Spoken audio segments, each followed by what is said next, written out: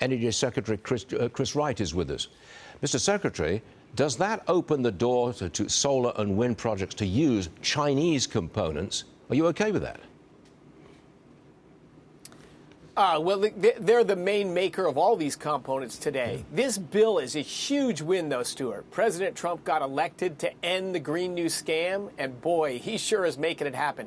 The bigger issue by far is getting rid of the subsidies. We've paid people to make our grid more expensive and less reliable. This bill brings that to an end. Mr. Secretary, you're bringing back the National Coal Council to strengthen our national economic security. A couple of years ago, coal was the ultimate evil fossil fuel. Times have changed, right? Yeah, honesty and reality have returned to Washington, D.C. That's thanks to President Trump.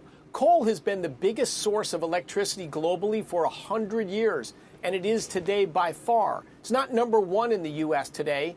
Today it's been passed by natural gas, but together with nuclear, natural gas, and coal, it's over 75% of U.S. electricity, and it's why the lights are on when it's cold, when the wind's not blowing, when your kid needs that urgent health care. Coal is a critical part of the American economy, not just our electricity grid. You can't make steel without coal. We make a lot of steel in the U.S., and we want to make a lot more. The environmentalists are apoplectic about this. Bring back coal, good heavens. That's anathema to them. They're going to oppose it. Can they hold you up? I don't think so. Common sense is coming back in fashion. Look, I used emergency powers to keep a coal electricity generation plant open in southwest Michigan about 3 or 4 weeks ago. There was a meltdown among the usual suspects. 2 days later, there was a blackout within the Midwest Independent System Operator, MISO. That's why we need to keep coal plants open. Do people want the lights on? Do they want their air conditioning working? Do they want their factories running? I think they do.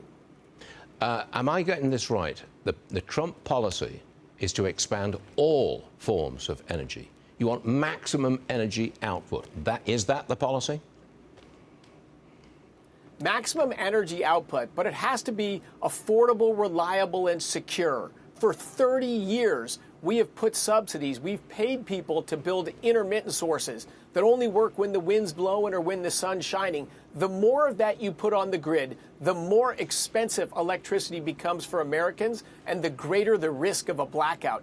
That is just nuts. That's what Europe did to push all their industries over to Asia. We don't want to do that in the United States. So yes, President Trump wants more energy. He wants affordable energy. He wants jobs and opportunities back in our country. But you've not provided the money to refill the Strategic Petroleum Reserve. Was that just to save money, or is there some other reason?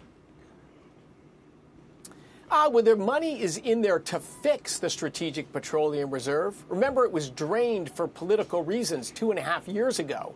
So I have the full money to finish the fixes on the SPR.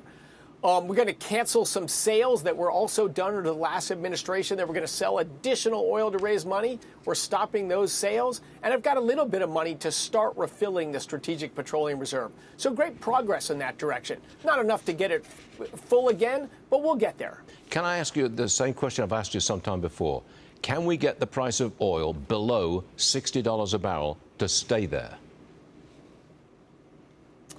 I think that's tough to do. We had it briefly below $60 a barrel a month or two ago. What I think the right thing to look at, Stuart, is today the price of oil, it's 40% lower than it was on average during the Biden administration. Gasoline and diesel prices are 25 or 30 cents a gallon cheaper than they were a year ago.